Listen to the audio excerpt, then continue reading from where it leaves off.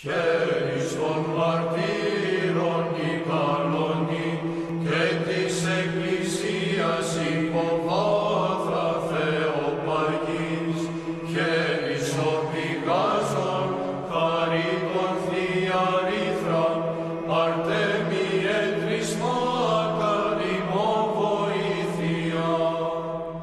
Δόξαν η πατίας υπερηδών, προσήπα των κλαίος διακόνων μαρτυρικών, ήλθης αριδήλος, λαμπρός ανδραγαθήσας, Αρτέμιε οπλίτα Χριστού πανθαύμαστε.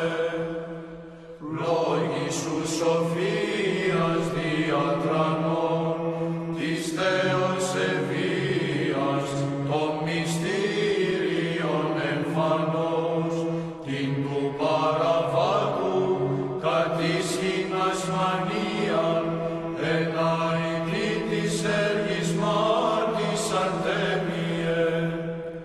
Χέρις ορθοδόξων των βοηθός, χέρις των θαυμάτων, συμπαθέστατος χορηγός, χέρις των πασχόντων, τερνή παρηγορία, Αρτέμιε Θεόφρον αγγέλος ίσκηνε.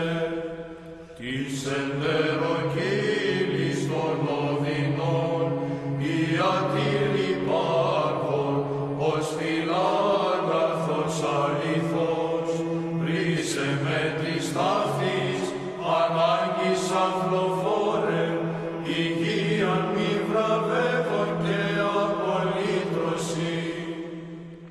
Θρόνο παριστάμενος του Χριστού, μη πάψει εκείθεν εποπτεύων και εφορών, τους εντός εκτός σου, τεμένοι